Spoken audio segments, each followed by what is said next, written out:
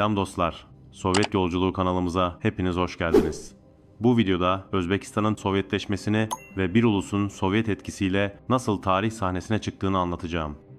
Orta Asya, yüzyıllar boyunca bilimin, ticaretin ve kültürün merkezi olmuş, Semerkant'tan Buhara'ya uzanan kadim bir coğrafya olarak tarihte yerini alan bir bölge olmuştur. Ancak 19. yüzyılın sonlarına gelindiğinde bu topraklar Rus Çarlığı'nın sömürgeci düzeni altında yoksulluğa, cehalete ve siyasal dışlanmışlığa mahkum edilmişti.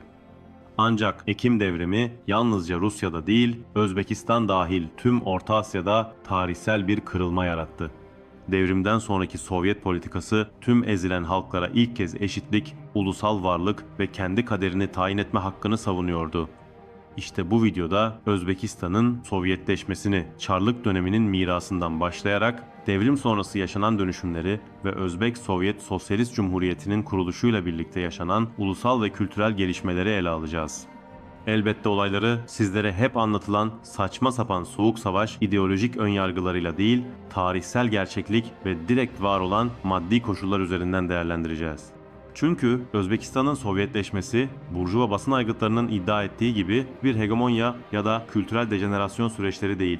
Aksine bir halkın feodal ve sömürgeci karanlıktan çıkıp modern bir toplumsal yapıya kavuşmasının hikayesidir. Şimdi gelin bu tarihsel dönüşümü birlikte adım adım inceleyelim.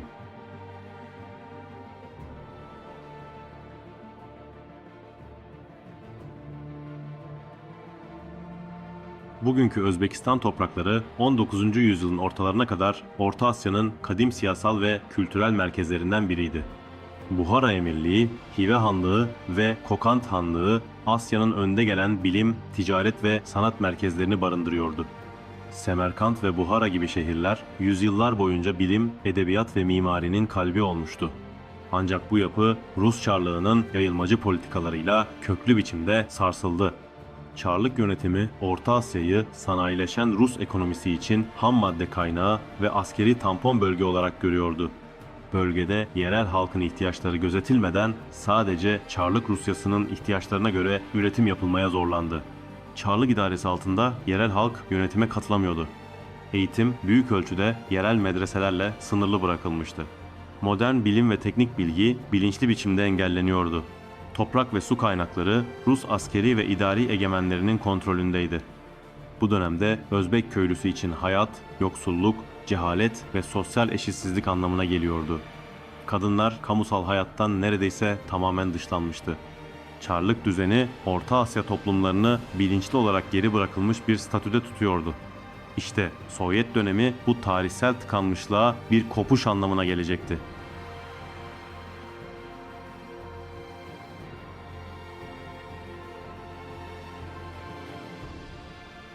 Ekim Devrimi, diğer tarihsel devrimlerde olduğu gibi sadece önemli şehirlerde iktidarın el değiştirmesi değildi.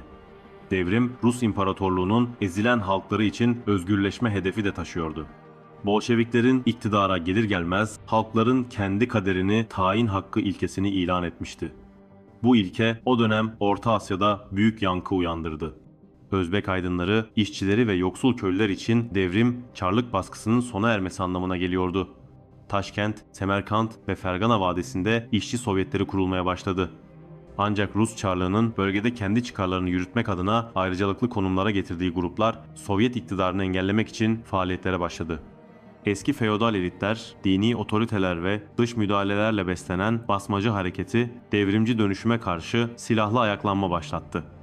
Ancak bu hareket halktan kopuktu, feodal ayrıcalıkları savunuyordu ve modernleşmeye karşıydı. Bolşevikler Orta Asya'da devrimi her ulusun kendisiyle birlikte inşa etmeye özel önem verdi. Yani Özbek devrimciler, öğretmenler ve askerler hep ön saflardaydı.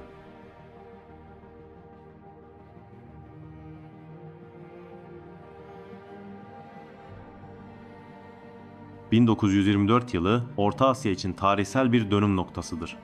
Sovyetler Birliği bölgeyi ulusal ve kültürel temellere göre yeniden örgütledi. Bu süreç sonucunda Özbek Sovyet Sosyalist Cumhuriyeti kuruldu. Bu adım, Çarlık döneminde varlığı inkar edilen Özbek ulusal kimliğinin resmen tanınması anlamına geliyordu. Yeni Sovyet yönetimi Özbekçeyi resmi dil haline getirdi. Latin alfabesine geçişle okuryazarlığı yaygınlaştırdı. ulusal tarih yazımını teşvik etti ve Rus sömürgecileri yerine Özbek yerel kadroların devlet yönetiminde yer almasını sağladı. Özbekistan artık Çarlık dönemindeki gibi Moskova'nın sömürgesi değil, eşit haklara sahip bir Sovyet Cumhuriyeti'ydi. Sovyetler Birliği'nin federal yapısı Özbek halkına daha önce hiç sahip olmadığı bir siyasal statü sundu.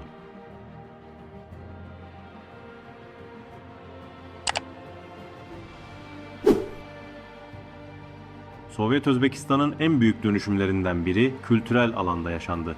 1920'lerde başlatılan geniş çaplı okuma yazma kampanyaları sayesinde yıllar içinde okuryazarlık oranı keskin bir biçimde arttı. Bu dönemde üniversiteler ve teknik enstitüler kuruldu. Tiyatro, opera ve sinema Özbekçe üretim yapmaya başladı. Ulusal edebiyat desteklendi ve kadınlar eğitim ve çalışma hayatına bizzat katıldı. Özellikle kadınların kamusal yaşama katılımı Sovyet modernleşmesinin en çarpıcı yönlerinden biridir. Çarlık döneminde görünmez olan Özbek kadınları Sovyet döneminde öğretmen, doktor, mühendis ve sanatçı olmaya başladı. Tüm bu tarihsel süreç Orta Asya Sovyet Cumhuriyetlerinin bilinçli olarak geliştiği gerçeğini açıkça ortaya koyar. Sovyetler Birliği döneminde Özbekistan feodal bir toplumdan modern bir cumhuriyete dönüştü. Bu açık bir tarihsel gerçekliktir. Çünkü ulusal kimlik kurumsallaştırıldı. Eğitimli bir toplum yapısı kazandırıldı. Eski kırsal toplum sanayi ve altyapıyla tanıştı.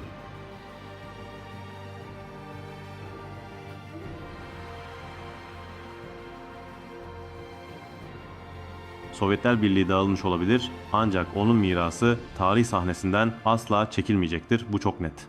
Çünkü Sovyet dönemi boyunca atılan temeller bugün Özbekistan dahil pek çok ülkede bilimsel, kültürel ve sanatsal yaşamda hala belirleyici bir rol oynamaktadır. Sovyet Özbekistan yalnızca geçmişe ait bir deneyim değildir. Günümüz Özbek toplumunun kurucu zemini olarak değerlendirilmelidir. Özbekistan'daki üniversitelerin, akademilerin ve araştırma enstitülerinin büyük bölümü doğrudan Sovyet döneminde kurulmuştur. Matematik, fizik, mühendislik, tıp ve tarım bilimleri alanlarında yetişen kadrolar Sovyet eğitim sisteminin ürünüdür. Sovyetler Birliği'nin planlı kalkınma anlayışı sayesinde Özbekistan'da bilim kitleselleşmiş, elit bir zümrenin tekelinden çıkmıştır. Kırsal bölgelerde dahi teknik eğitim yaygınlaştırılmıştır ve bilim doğrudan toplumsal ihtiyaçlarla ilişkilendirilmiştir. Bugün hala kullanılan laboratuvar altyapısı, mühendislik geleneği ve akademik disiplin Sovyetler Birliği döneminde inşa edilen bu sistemin devamıdır. Günümüz Özbekistan'ın da şehir planlamasından kültür merkezlerine, tiyatro binalarından halk evlerine kadar pek çok kamusal mekan Sovyet döneminin mirasıdır. Tiyatroya gitme alışkanlığı, devlet destekli sanat anlayışı ve kültürün halk için üretilmesi fikri Sovyet yıllarında toplumsal bilince yerleşmiştir. Kadınların kamusal alandaki görünürlüğü, modern eğitim anlayışı ve kültürel üretimde devlet desteği bugün hala Sovyet mirasının izlerini taşır. Sovyetler Özbekistan'da kültürü bir ayrıcalık değil, toplumsal bir hak olarak kurumsallaştırmıştır. Sovyet dönemi Özbek edebiyatı içinde bir altın çağ niteliği taşır. Çarlık döneminde sınırlı bir ayrıcalıklı aydın çevresiyle kısıtlanan yazılı kültür Sovyetlerle birlikte kitleselleşmiştir. Bu dönemde Özbekçe modern bir edebiyat dili haline gelmiş, roman, öykü ve tiyatro türleri gelişmiş ve edebiyat halkın gündelik yaşamını ve emekçi sınıfları konu edinmiştir. Günümüz Özbek edebiyatında hala baskın olan toplumsal gerçekçilik geleneği doğrudan Sovyet kültür politikalarının ürünüdür. Bugün bile Özbek okurları için klasik kabul edilen pek çok yazar Sovyet eğitim ve yayın sistemi içinde yetişmiştir. Özbek sinemasının temelleri de Sovyet döneminde atılmıştır. Film stüdyoları, teknik altyapı ve sinema eğitimi yerel üretimi teşvik eden bir anlayışla oluşturulmuştur. Sovyet Özbek sineması, tarihsel konuları, halk anlatılarını ve toplumsal dönüşümleri merkezine almış bir sinemadır. Bugün Özbekistan'da üretilen pek çok filmde anlatı, dili ve görsel estetik açısından Sovyet sinema geleneğinin etkileri açıkça hissedilir. Evet dostlar, günümüz Özbekistan'a baktığımızda Sovyet mirası yalnızca binalarda ya da arşivlerde değil, zihniyetlerde, alışkanlıklarda ve kültürel üretimde yaşamaya devam etmektedir. Bilimsel düşünce, evrensel düzeyde eğitim, kitlesel kültür ve sanatsal üretim Sovyet döneminde atılan temeller üzerinde yükselmiştir. Bu nedenle net olarak söyleyebiliriz ki Sovyet dönemi Özbekistan için kazanılmış bir tarihsel yeniden doğuş ve ardından gelişen bir modernlik deneyimidir. Çarlık karanlığından çıkan Özbek halkı Sovyetler Birliği çatısı altında ulusal, kültürel ve toplumsal olarak gelişme imkanı bulmuştur. Bu videoda Sovyetler Birliği'nin Özbekistan tarihinde ne kadar ilerici bir rol oynadığını anlatmak istedim. Umarım beğenmişsinizdir. Bir önceki videomda da Türkmenistan'ın Sovyetleşmesini anlatmıştım. Eğer beğendiyseniz bizleri takip etmeye devam edin. Çünkü tüm Sovyet halklarına dair video serimiz devam edecek. Ayrıca beğen tuşuna basmayı ve Sovyet Yolculuğu kanalımıza abone olmayı da unutmayın. Kanalımızda Sovyetleri ve dünya sosyalist hareketlerini konu alan belgesel tadında pek çok video yayınlıyorum. Diğer belgesel videolarımıza göz atmak isteyen dostlar videonun açıklama kısmından ulaşabilir. Sovyetlerde yaşayan halklara ve kazanımlarına dair az bilinen konularda başka videolar da hazırlıyorum. Neyi merak ediyorsanız yorumlara yazabilirsiniz. Diğer videolarda yeniden buluşmak üzere. Şimdilik hoşça kalın, dayanışmayla kalın.